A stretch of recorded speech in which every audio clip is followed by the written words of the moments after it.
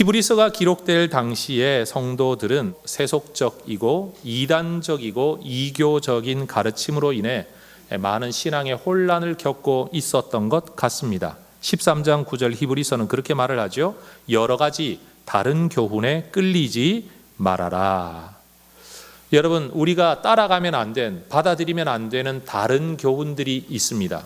그리고 이런 다른 교훈은 하나 둘이 있는 게 아니라 여러 가지, 많다라고 말합니다. 따라하십시다. 여러 가지 다른 교훈에 끌리지 말라. 그런데 바울이 기록한 성경 골로새서를 읽어보면 성도들이 끌리지 말아야 할 여러 가지 다른 교훈 가운데는 아마도 천사를 경배의 대상으로 삼아야 한다라는 가르침도 있었던 것 같습니다. 골로새서 2장 18절입니다. 아무도 꾸며낸 겸손과 천사 숭배를 이유로 너희를 정죄하지 못하게 하라. 그가 그 본 것에 의지하여 그 육신의 생각을 따라 헛되이 과장하였다. 어떤 사람들은 분명 초자연적인 무엇인가를 경험했던 것 같습니다. 예를 들면 천사를 보거나 천사를 체험한 일들이 있었던 것 같습니다. 바울은 이러한 일이 있었다는 사실을 부정하지 않습니다. 그런데 뭐가 문제냐? 그것을 본 것이 문제가 아니라 그 본 것을 육신의 생각을 따라 과장되게 해석하면서 부풀려 말하는, 심지어 내가 본 것보다 어떤 영어 성경을 보면 훨씬 더 디테일한 것까지도 자기가 본 것처럼 아니면 맞는 것처럼 이야기하는 것이 문제라고 이야기를 하는 겁니다. 여러분, 우리도 누군가가 내가 보지 못하는 귀신을 봤다, 천사를 봤다라고 말하면 혹하지 않습니까? 궁금하지 않습니까? 그래서 요즘도 여러분 한쪽에는 늘 TV에서 끊어지지 아니하는 주제 가운데 하나가 신비한 미스테리, 영적 세계, 귀신 이야기가 여러분 인류 역사 가운데 끊어지지 않고 우리와 함께하고 있다는 사실입니다. 여러분, 이러한 영적 체험의 이야기가 유대인 그리스도인들에게도 상당히 많은 영향을 끼쳤던 것 같습니다. 왜냐하면 유대인들은 천사를 믿는 사람들이기 때문에 그렇습니다. 히브리서 2장 2절만 보더라도 히브리서의 설교자도 이런 말을 합니다. 천사들을 통하여 하신 말씀. 따라해 볼까요? 천사들을 통하여 하신 말씀. 여러분, 이 말은 무슨 뜻인가 하면 유대인들은 어떤 관점을 가지고 있었는가 하면 하나님께서 모세에게 율법을 주실 때에 천사들을 통해 전달했다라고 그들은 믿고 있었습니다.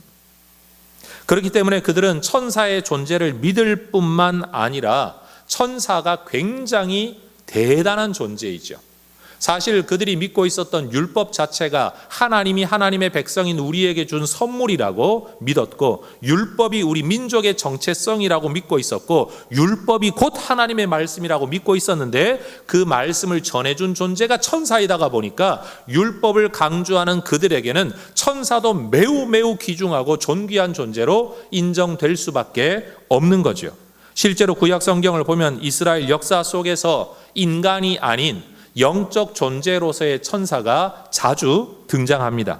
때로는 사람의 형상으로 나타나기도 하고 때로는 환상 가운데 날개가 있는 존재로 나타나기도 하고, 이들은 주로 하나님의 메시지를 전달하거나 하나님의 백성을 보호하고 인도하고 격려하지요. 때로는 하나님의 뜻을 거스르는 사람들을 심판하는 모습으로 나타나기도 하고, 또 어떤 성경에서는 악의 세력과 눈에 보이지 아니하는 악한 세력과 전투하는 하나님의 군대와 같은 모습으로 나타나기도 합니다. 여러분, 비록 우리 눈으로 보지는 못할지라도 예수 믿는 우리, 성경이 하나님의 말씀이라고 믿는 우리는 천사도 실제하는 영적 존재라고 믿어야 할 줄로 압니다. 따라하십시다. 천사도 믿어야 합니다. 여러분, 천사가 분명히 존재한다는 성경의 가르침을 믿는 것이 성경적입니다. 그런데 히브리서 설교자는 그런 분명한 천사의 존재에 대한 인식, 누군가는 천사에 대하여 과장되게 해석하면서 그들도 경배해야 된다라고 말하는 이 혼란한 시대 속에서 지금 천사와 예수님에 대한 이야기를 우리에게 들려줍니다. 물론 어떤 학자들은 히브리서 설교자가 이 본문에서 예수님과 천사를 비교하는 이유는 천사 숭배 사상 때문은 아니다라고 말하는 분들도 있지만, 그렇다고 할지라도 본문 자체를 들여다보면 분명 히브리서의 설교자는 질문의 형태의 문장을 사용하면서 소위 말해 수사 의문문을 사용하면서 구약 성경의 7개의 구절들을 또 인용하면서 오늘 설교의 제목처럼 예수님이 천사보다 위대한 존재라는 사실을 강조하고 있습니다. 자, 그 말씀으로 한번 들어가 보도록 하겠습니다. 5절입니다. 하나님께서 어느 때에 천사 중 누구에게 너는 내 아들이라 오늘 내가 너를 낳았다 하셨으며 또다시 나는 그에게 아버지가 되고 그는 내게 아들이 되리라 하셨느냐? 여러분 성경 구절을 잘 보십시오. 하나님께서 언제 천사 가운데 누구에게 이런 말씀을 하셨고 이런 말씀을 하신 적이 있느냐라고 질문을 하고 있는 겁니다. 이 성경을 읽고 이 설교를 듣고 있는 우리는 마음으로 대답해야 할 겁니다. 여러분 한번 대답해 보십시오. 하나님께서 언제 천사에게 말씀하시기를, 우리가 알고 있는 성경 안에서 천사에게 너는 내 아들이라 오늘 내가 너를 낳았다 라고 말씀하신 적이 있습니까? 하나님께서 언제 천사 중 누구에게 말씀하시기를 나는 너에게 아버지가 되고 너는 내게 아들이 되리라 라고 말씀하신 적이 있습니까? 대답은 없다라는 거죠. 없다. 시편 2편 7절과 사무엘하 7장 14절에 기록되어 있는 이 말씀을 인용하면서 이 히브리서의 설교자는 이 말씀, 이 표현은 오직 예수님에게만 적용되는 말씀이지 천사들에게 적용되는 말씀이 아니다. 그렇기 때문에 예수님은 천사들보다도 훨씬 더 뛰어난 분이다. 너는 내 아들이다 라고 말을 듣는 분은 예수님밖에 없다라는 겁니다. 그래서 4절은 말씀합니다. 그가 천사보다, 그는 예수님이죠. 예수님이 천사보다 훨씬 뛰어남은 그들보다 더욱 아름다운 이름을 기업으로 얻으셨기 때문이다. 예수님은 천사보다 훨씬 더 아름다운 이름을 기업으로 얻으셨습니다. 예수님께서 얻으신 아름다운 이름은 아들이라는 이름입니다. 이 아들이라는 것은 이름만이 아니라 사실은 존재와 지위인 거죠. 천사는 종의 이름을 얻었지만 예수님은 아들의 이름을 얻으셨습니다. 여러분 누가 더 높죠? 종이 높습니까? 아들이 높습니까? 아들이 높죠. 예수님은 천사와는 비교도 되지 않는 고귀한, 더 뛰어난 분이시라는 말입니다. 여러분 구약 성경을 읽어보다가 보면 때때로 하나님의 아들들, 특별히 욥기를 읽어보면 이런 구절이 등장하는데 분명히 이것은 천사들을 일컫는 말입니다. 하나님의 아들들, 그러나 단수 형태로 하나님의 아들이라는 표현을 쓸 때는 이것은 말 그대로 예수님만을 지칭하는 표현이에요. 그래서 천사들은 예수님에게 경배해야 할 존재입니다. 성경 말씀 보십시오. 6절 같이 한번 읽어봅니다. 또 그가 맏아들을 이끌어 세상에 다시 들어오게 하실 때에 하나님의 모든 천사들은 그에게 경배할지어다 라고 말씀하셨다는 겁니다. 하나님께서 명령하셨습니다. 모든 천사들은 그에게 경배할지어다. 오실 메시아 그리스도 예수님에 대한 명령의 말씀입니다. 여러분 예수님은 먼저 창조되신 분이 아니라 먼저 존재하셨던 분이십니다. 신명기 32장과 시편 97편의 말씀을 인용해서 천사들은 예수님, 메시아를 경배해야 될 존재라고 규정하고 있죠. 실제로 사도 요한이 환상 가운데 어떤 하나의 체험을 했을 때 그도 이런 내용을 귀로 들은 적이 있었습니다. 여러분 요한계시록 22장 8절과 9절을 같이 한번 읽어보도록 하겠습니다. 이것들을 보고 들은 자는 나 요한이니 내가 듣고 볼 때에 이 일을 내게 보이던 천사의 발 앞에 경배하려고 엎드렸더니 그가 내게 말하기를 나는 너와 내 형제 선지자들과 또 이 두루마리의 말을 지키는 자들과 함께 된 종이니 그리하지 말고 하나님께 경배하라. 놀라운 환상을 보여주고 놀라운 능력을 가지고 있고 두려움이 느껴질 만한, 경외심을 가질 만한 형상으로 나타난 천사 앞에 사도 요한이 엎드려 경배하려고 했을 때에 천사가 하는 말이 있죠. 나는 너와 같은 종일 뿐이다. 너는 내게는 경배하면 안 된다. 오직 하나님께만 경배해야 된다라는 말입니다. 그러니 여러분, 천사는 우리의 예배를 받을 존재가 아니라 우리와 함께 하나님을 예배해야만 할 존재라는 거죠. 그렇기 때문에 여러분, 하나님을 경배해야 될 종인 천사는 결국 하나님의 일꾼 예수 그리스도의 일꾼이죠. 7절입니다. 또 천사들에 관하여는 그는 그의 천사들을 바람으로 그의 사역자들을 불꽃으로 삼으시느니라. 바람처럼 불꽃처럼 사실은 자연현상처럼 나타날지라도 하나님이 그것을 사용하시듯이 여러분, 천사들도 하나님께서 사용하시고 부리는 종이라는 말입니다. 여러분, 바람이나 불꽃이 천사라고 지금 말하고 있는 게 아닙니다. 천사들도 결국 바람이나 불꽃처럼 사라질 수도 있고 쓰임받을 수도 있는 존재라는 말이죠. 우리 예수님께서 겟세마네 동산에서 정말 피땀을 흘리는 기도를 하실 때에도 여러분, 천사들은 예수님을 돕는 일을 했습니다. 누가복음 22장 43절, 천사가 하늘로부터 예수께 나타나 힘을 더하더라. 천사는 예수님을 수종들고 예수님의 명령을 따라 예수님을 돕는 존재들입니다. 여러분, 천사가 그렇게 부림받는 종이라면 그를 부리는 예수님은 어떤 분이실까요? 8절이죠. 아들에 관하여는 하나님이여 주의 보좌는 영영하며 주의 나라의 규는 공평한 규입니다.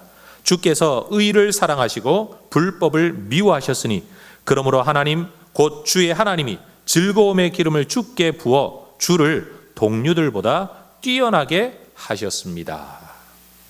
시편 45편에 나오는 말씀을 인용한 구절입니다. 여러분, 세상의 인간 통치자는 자신의 이익과 만족을 위해서 권력을 남용하고 오용할 수 있습니다. 그러나 의를 사랑하고 악을 미워하는 성품을 가진 예수님, 여러분, 죽지 아니하고 소멸하지 아니하는 영원한 하나님이신 예수님은 공평하고 의롭게 이 권력을 행사하십니다. 세상에서는 누군가가 절대 권력을 가지면 이렇게 말하죠. 절대 권력은 절대 부패한다. 왜냐하면 죄성 가운데 있기 때문에 그러합니다. 그러나 여러분, 우리 예수님은 존재로도 불멸의 신이시고 성품으로도 악을 미워하고 의를 사랑하고 좋아하는 분이시기 때문에 여러분, 그의 통치, 그의 홀, 그의 규는 절대로 기울어지지 않는다라고 지금 이야기를 하는 거죠. 예수님은 모든 피조물을 공의와 사랑으로 통치하는 만유의 주인이시다, 통치자다, 왕이시다 라고 말하고 있는 겁니다. 예수님이 그런 통치자인 반면에 천사는 뭐다? 불꽃처럼 바람처럼 사용되는 종일 뿐이다 라고 이야기를 합니다. 그래서 이어지는 성경 10절을 보십시오. 또 주여 태초에 주께서 땅에 기초를 두셨으며 하늘도 주의 손으로 지으신 바라.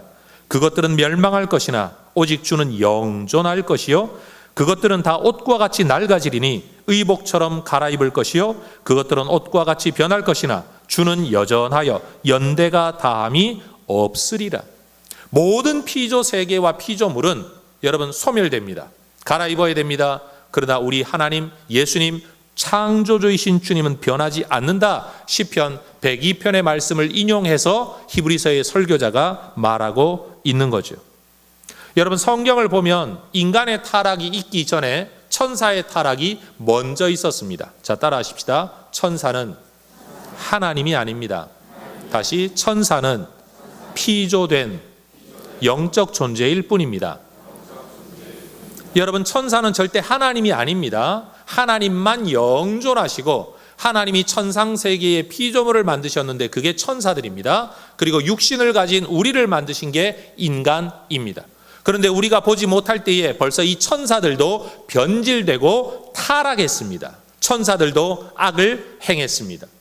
여러분, 아무리 놀라운 능력을 가지고 있다고 하더라도 하나님만 절대 선이시고 천사도 타락의 가능성을 가지고 있었습니다. 우리 인간의 타락은 성경이 기록하고 있는 아담의 역사를 통해 우리가 볼 수 있죠. 여러분, 모든 피조 세계는 옷같이 갈아입어야 됩니다. 변화되어야 됩니다. 여러분, 부패할 수 있습니다. 그러나 하나님만 영원하시다. 그러니 이 성경 구절들을 히브리서의 설교자는 예수님에게 그대로 적용하죠. 원래는 하나님에게, 아버지 하나님에게 적용되는 구절을 히브리서의 설교자는 하나님의 아들이신 예수님에게 거리낌 없이 적용하고 있는 겁니다. 그렇기 때문에 여러분, 하늘나라에서는 예수님의 자리와 천사의 자리가 질적으로 다릅니다. 13절을 한번 보십시오. 어느 때에 천사 중 누구에게 내가 너의 원수로 너의 발등상이 되게 하기까지 너는 내 우편에 앉아 있으라. 여러분, 하나님의 보좌 우편에 앉아 있으라라는 말씀을 들은 존재는 하나님의 아들 예수님 외에는 없습니다. 머릿속으로 그림을 한번 그려보십시오. 하늘나라 세계에서는 우리 하나님 보좌에 계신데 그곳에 예수님이 계십니다. 보좌 우편이라는 표현하고요, 맏아들이라는 표현들은 그 아버지와 동등한 권세를 가진 분이라는 의미에서 유대 문화 안에서 사람들이 이해하기 쉽도록 사용한 단어일 뿐입니다. 여러분, 이해가 되십니까? 여러분, 유대 문화 안에서 맏아들 그러면 상속자, 그것도 가장 많은 상속을 받아야 되고 아버지의 계보와 족보를 이어받을 사람이라는 의미를 가지고 있었던 사람들에게 예수님이 어떤 분인지, 메시아가 어떤 분인지를 설명하기 위해 선택한 단어가 맏아들, 상속자, 우편이라는 단어라는 사실입니다. 여러분, 육체가 없는 예수님이 우편이라고 해서 물리적으로 오른쪽에 앉는다, 이런 의미가 절대 아니라는 겁니다. 여러분, 우리 하나님이 보호자에 계실 그때에 천사들은 전부 다 수종하느라고 서 있을 것입니다. 그러나 예수님은 하나님의 보좌에 앉아 계실 분이라는 겁니다. 여러분, 시편 110편에 기록된 말씀을 인용한 이 구절은 우리 예수님이 어떤 분인가를 보여주고 있는 거죠. 여러분, 이런 종인 천사가 해야 할 일이 뭐냐? 14절이죠. 같이 한번 읽어보겠습니다.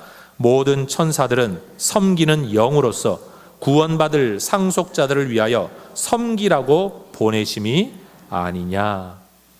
예수님의 기도를 도왔던 그 천사들이 하는 일이 뭐냐? 예수님 안에서 하나님의 자녀가 된 우리를 섬기라고 하나님에 의하여 우리 가운데로 보냄받아 우리 눈에 보이지는 않지만 일하고 있는 존재가 천사라는 말입니다. 자, 여러분, 눈을 한번 크게 떠보십시오. 제 옆에서 저를 돕고 있는 천사가 보이십니까? 제가 설교를 하고 있는 이 시간에 여러분 마음속에 구원 얻을 후사들에게 믿음을 격려하고 믿음 붙들고 살도록 여러분을 격려하는 천사가 함께하고 있을 줄로 믿습니다. 성경은 분명히 이것을 우리에게 약속하고 이야기하고 있습니다.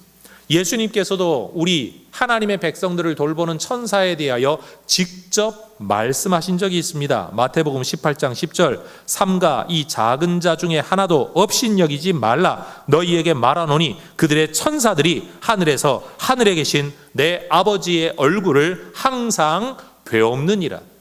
사람 사이에는 계급이 있죠. 높은 자, 낮은 자가 있죠. 많이 가진 자, 적게 가진 자가 있죠. 권력과 영향력이 있는 자와 없는 자가 있지만 사실 우리 그런 사람들을 돌보는 천사에는 다른 계급이 없다. 그들이 항상 하나님의 얼굴을 뵙는다. 그러니 없는 자, 연약한 자, 무식한 자, 가지지 못한 자라고 절대 무시하면 안 된다.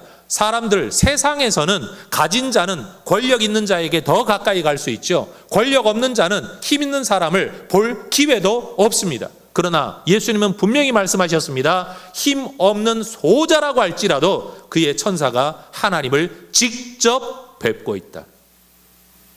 그래서 예수 믿는 사람들은요, 절대 사람 무시하면 안 됩니다.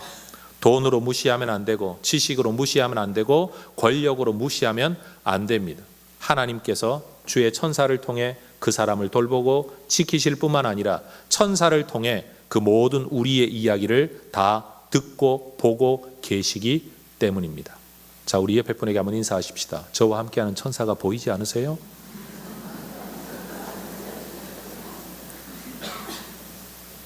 사도행전에서만 보더라도 천사들은 다양한 모습으로 하나님의 백성들을 돕습니다. 복음을 전하다가 감옥에 갇혔던 베드로에게 나타나 옥문을 열어주기도 했고, 빌립에게 나타나 광야로 내려가라 라고 행할 바를 알려주기도 하시고, 기도하는 고넬료에게 환상 가운데 나타나 베드로를 청해 말씀 들어라. 사실 베드로를 청해 말씀 들어라 하지 말고 천사가 직접 설교하면 될 거 아니에요. 그런데 천사는요, 설교할 자격이 없어요. 베드로를 청해 말씀 들어라, 거기까지만 이야기하고, 또 여러분, 기도하고 있는 베드로에게 나타나 야, 이방인들이 찾아올 거다, 사람 가리지 말고 가서 말씀 전해라, 내가 보낸 사람들이다 라고도 말씀하시고, 구약 성경을 보면 엘리야 탈진에 있는 그에게 나타나 그를 어루만져 주시고 먹을 것 주시고 그의 갈 길 예비해 주시고, 여러분, 풍파 가운데 빠져 풍랑 가운데 로마로 압송되는 길에서 탈진에 있었던 바울에게 나타나 한 사람도 죽지 않는다, 이 모든 사람 너와 함께 살 거다, 너는 반드시 로마 황제 앞에 서야 될 거다 격려하고, 여러분, 이제는 죽은 건가, 이제 끝나는 건가, 여기서 모든 것이 맞춰지는 건가 염려하고 있는 바울에게 나타나 하나님의 뜻이 반드시 이루어진다라고 위로해 주기도 하시고, 심지어 헤롯 왕 같은 사람들에게는 충이 먹어 죽었다라는 성경 구절이 있는데, 알고 보면 자연적인 질병, 급속히 진전되는 질병인 것처럼 표면적으로는 보이지만 사실은 하나님의 사자가 행하는 징벌이라고 이야기하기도 하시죠. 여러분, 구원 얻을 상속자가 되는 우리를 하나님이 그렇게 돌보고 지키고 계실 줄로 믿습니다. 여러분, 예수님은 하나님이십니다. 예수님은 다스리는 분입니다. 그런데 천사는 섬기는 종입니다. 하나님에 의하여 명령받고 보냄받고 그 지시를 따라 움직이며 순종해야 될 종들입니다. 여러분, 천사는 하나님의 피조물입니다. 그렇기 때문에 우리의 경배 대상이 될 수가 없습니다. 그렇기 때문에 더불어 천사는 우리의 기도 대상이 될 수도 없습니다.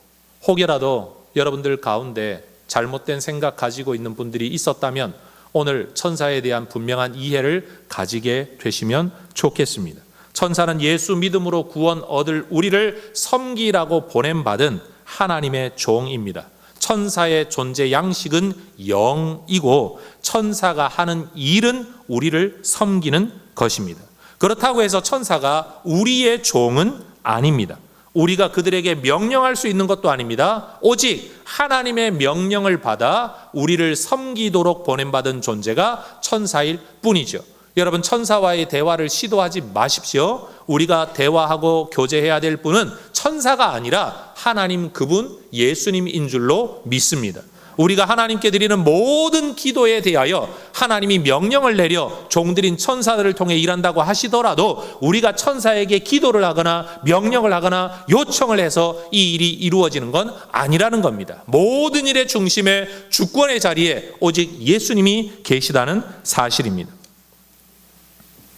그러니 여러분, 율법을 목숨처럼 귀히 여기면서 율법을 떠나 있는 그리스도인들, 마치 유대인들이 보기에는요, 큰 집에서 떨어져 나간 작은 집, 수천 년의 전통과 역사, 하나님이 직접 친구처럼 말씀하셨던 모세의 법을 떠나서 예수라는 이상한 인간을 믿고 있는 이 신흥종교 이단 사이비와 같은 이 유대인 그리스도인들에게 유대인들이 경제적인 핍박도 가하고 물리적인 압력도 가하고 여러 가지 형태로 회유하면서 예수 믿음에서 떠나야 된다, 율법으로 돌아와라, 율법을 전해준 천사에 대한 경배의 마음을 가져야 된다라고 말하는 사람들에게 히브리서의 설교자는 너희가 말하는 그 율법 모세가 주지 않았냐? 너희가 모세를 선지자로 여기지 않냐? 그러나 1장 2절과 3절에 나타난 것처럼 우리 예수님은 선지자보다도 더 뛰어난 분, 모세보다 더 뛰어난 분이다 라고 말했듯이 4절부터 14절 안에서는 그 율법을 전해준 천사보다도 우리 예수님은 훨씬 더 뛰어난 분이다, 높은 분이다, 예수 믿음이 진짜다. 예수 믿는 게 작은 집이 절대 아니다. 너희가 율법 붙들고 살아가고 있는데 우리가 율법을 떠났다라고 해서 작은 집 사이비가 아니라 율법을 주신 예수님, 우리가 그분을 섬기고 있기 때문에 우리가 진짜 신앙인이다. 여러분, 이렇게 믿고 이 확신 속에 살아야 된다고 히브리서 설교자가 말을 하고 있는 겁니다. 유대인 그리스도인들에게 율법과 천사 그리고 예수님에 대한 비교가 필요한 메시지였다면 오늘 이 대한민국 땅을 살아가는 저와 여러분에게 저는 귀신에 관련한 이야기로 하나의 적용점을 좀 나눌 필요가 있다라고 생각을 합니다.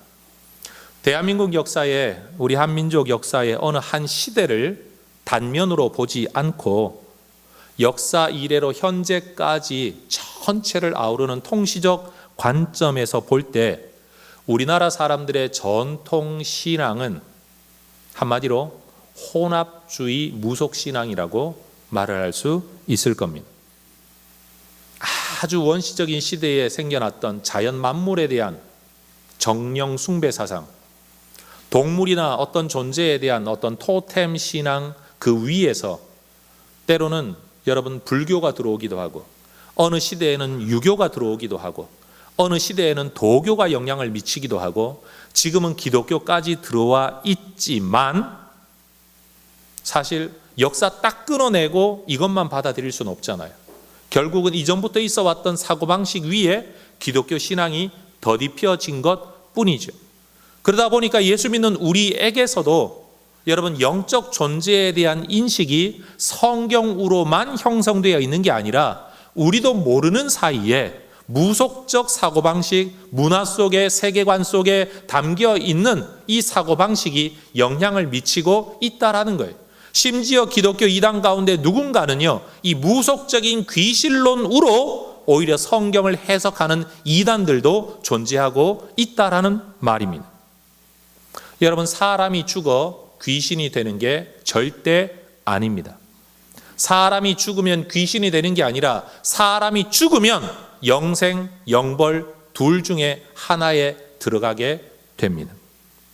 여러분, 귀신들이 이 땅에서 살아온, 이 문화 속에 살아온 우리를 미혹하고 속이기 위해, 우리의 조상들과 우리를 미혹하고 속이기 위해 우리 문화와 세계관 안에 영향을 끼쳐서 죽은 사람, 죽은 조상, 심지어 특별히 원한이 있는 사람이 죽어 원귀가 된다, 원한이 있는 귀신이 된다라는 모습으로 나타나지만 사실 귀신의 존재는요, 타락한 천사의 졸개들일 뿐입니다. 여러분, 한번 생각해 보십시오. 우리나라의 귀신이 진짜 존재한다면 그 귀신은 왜 아프리카에는 안 나타날까요? 왜 미국에는 전혀 다른 모양의 귀신이 나타날까요? 귀신은요, 그 나라와 그 문화와 그들의 사고방식 안에서 가장 두려움을 주고 미혹할 수 있는 형태로 변장해서 나타나는 겁니다. 오늘 본문 속에서 보면 여러분, 하나님께 순종하는 의로운 하나님 편의 하나님의 종인 천사도 예수님과 비교할 수 없을 만큼 낮은 존재인데 하다못해 타락한 천사의 졸개들인 귀신이 어떻게 예수님과 비교될 수 있겠습니까? 우리 예수 믿는 사람들 가운데 예수님과 귀신들을 마치 동등한 자리에 놓고 생각하는 분들이 계시다면 여러분, 착각에서 빨리 벗어나시길 바랍니다. 급이 안 맞습니다. 우리 예수님은 하나님이시고 하나님이신 예수님이 부리는 종들이 천사인데 그 천사들 중에서도 반역해서 떨어져 나간 무리가 귀신들인데 이 귀신이 예수님과 맞설 수 있다? 여러분, 이건 말도 안 되는 소리이지요. 세상은요, 귀신을 섬깁니다. 해코지 당하지 않으려고, 해를 입지 않으려고, 아니면 내가 하는 일 좀 잘 되기를 원하며 복채 갖다 주고 돈 갖다 주고 마음 갖다 주고 갖다 바쳐서 여러분 귀신을 섬깁니다. 그러나 우리는 하나님을 섬깁니다. 여러분 귀신을 섬기던 사람들이 천사의 섬김을 받는 존재로 변화된 사람들이 바로 우리입니다. 원래 우리는 귀신 섬기던 사람들 아닙니까? 그런데 이제는 천사의 섬김을 받는 존재가 되었습니다. 예수 믿음으로 우리의 존재가 완전히 거듭난 겁니다. 죽어야 할 자가 살아나게 되었고 죽었던 자가 살아났고 영원히 벌받아야 할 존재가 영원한 생명을 얻었을 뿐만 아니라 우리 눈으로 보이지 않는 영적 세계 속에서도 귀신에게 휘둘리고 귀신에게 괴롭힘 당하고 귀신 섬기며 살았던 우리가 천사의 섬김을 받는 존재로 변화되었다는 사실입니다. 옆에 분에게 인사하십시다. 이것이 바로 복음입니다. 천사 또는 귀신, 어떤 영적 존재를 섬기는 그 어떤 형태의 신앙이나 종교이든지 예수 믿음보다는 열등합니다. 왜냐하면 어떤 영적 존재도 결국은 피조물이기 때문에 그렇습니다. 여러분, 피조물들을 섬기는 것과 창조주를 섬기는 것 중에 누가 진짜 신앙입니까? 여러분, 신을 믿어도 잡신 믿지 말고 귀신에게 휘둘리지 말고 여러분 생명의 주인 창조주이신 하나님 그분의 아들 예수를 믿는 성도 여러분 되시기를 축복합니다. 성도 여러분, 우리가 예수 믿고 살아가면서도 우리도 모르는 사이에 매여 있는 우리 눈으로 보이지 않다가 보니까 사실 보이는 세상도 해석 못하는 우리가 보이지 않는 세상에 대한 두려움 때문에 얼마나 많은 걱정을 하는지 몰라요. 성도 여러분 꼭 기억하십시오. 우리 안에 예수의 피가 흐르고 있습니다. 우리가 하나님의 아들, 딸들입니다. 주의 천사가 우리를 돕고 있습니다. 여러분 귀신에 대한 두려움 여러분 내려놓고 오직 주의 은혜, 보혈이 나를 붙들고 있다. 이 사실을 믿으셔야 합니다. 여러분 무당 찾아다니지 말고 점집 찾아다니지 말고 제발 부탁하건대 오직 말씀 안에서 하나님과 대화하는 기도로 여러분 권세를 누리며 살아가는 성도 여러분 되시기를 축복합니다. 여러분 진짜 믿음이 뭡니까? 여러분 좀 체험했다는 사람들의 말에도 휘둘리지 마세요. 아까 골로새서 말씀처럼 자기가 본 게 전부인 줄 알고 과장되게 해석을 해가지고 이걸로 막 이야기하는데 여러분 개인의 체험은 개인의 체험일 뿐이지 모두에게 적용되어질 수가 없습니다. 그래서 하나님께서는 구약 역사 속에서 많은 사람들에게 찾아가시고 지금도 사실은 많은 사람에게 찾아가고 계시지만 그것을 모든 사람에게 적용되는 것으로 사용하고 계시지는 않아요. 오직 기록된 성경 말씀만이 모든 세대, 모든 민족, 모든 문화, 모든 사람들에게 적용될 유일의 규범과 진리로 우리에게 주셨을 뿐이고 체험은 있으면 좋겠지요. 믿음이 견고해지겠지요. 그러나 내 체험을 남에게 요구할 수도 없고 남에게 줄 수도 없고 내 상황 속에서 주어진 체험을 여러분 보편적인 것으로 해석하거나 함부로 말해서도 안 된다는 사실입니다. 우리가 말해야 될 건 오직 예수, 오직 성경. 여러분 이 진리를 우리가 깨달아야 된다라는 말입니다. 여러분 귀신에게 휘둘려 살지 말고 하나님의 아들 예수를 믿는 믿음과 권세로 오히려 귀신을 물리치며 살아가시기를 축복합니다. 여러분 말도 안 되는 엉뚱한 이야기에 휘둘리지 마시고 천사보다 뛰어나신 예수 그리스도 오직 그분만을 붙들고 그 은혜 누리며 살아가는 우리 모두가 될 수 있기를 주의 이름으로 축원합니다. 기도하겠습니다.